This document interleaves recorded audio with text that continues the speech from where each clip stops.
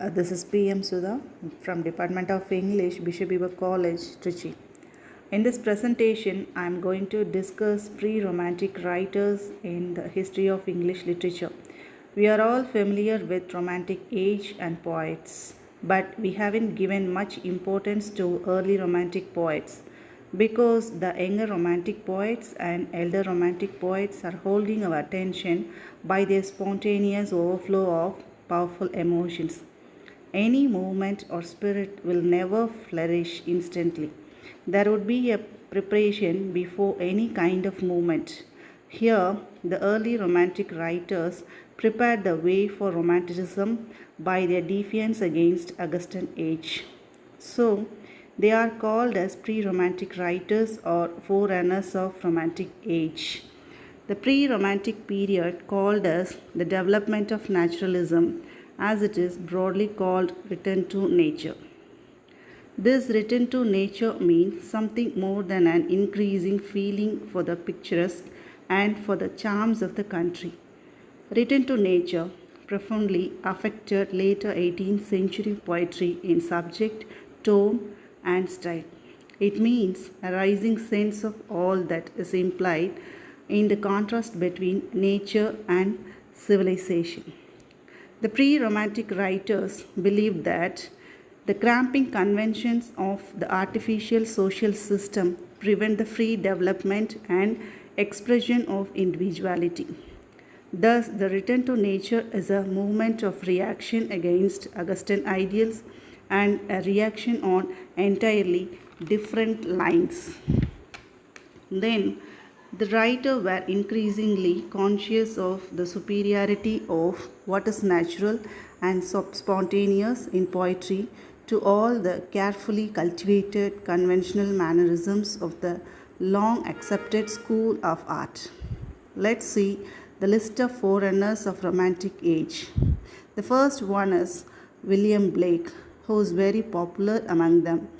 Then William Collins, George Grab, Thomas Gray, Robert Burns, William Cooper, and Christopher Smart.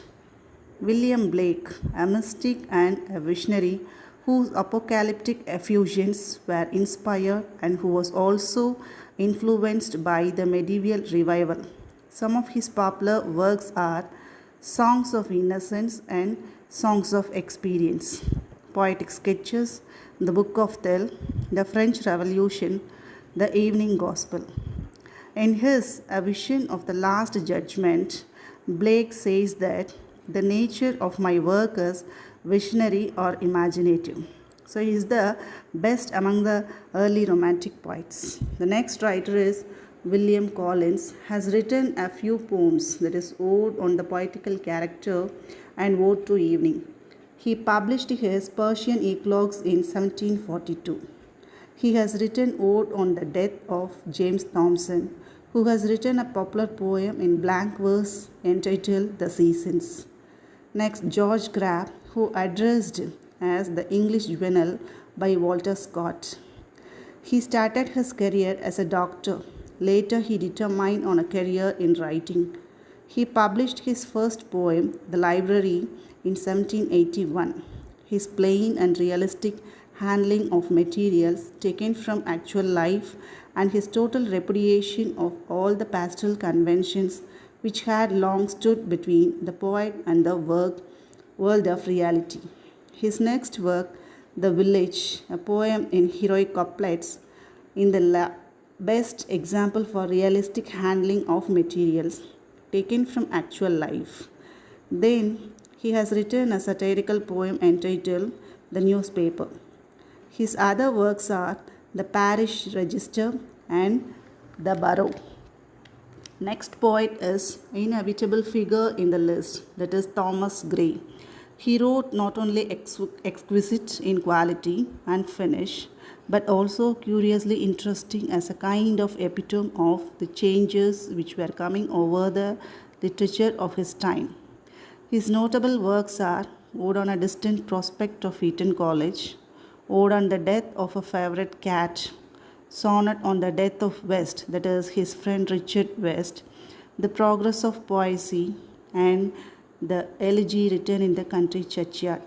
Many features of this poem make it historically very important. There is first the use of nature, which thou employed only as a background, is still handled with fidelity and sympathy.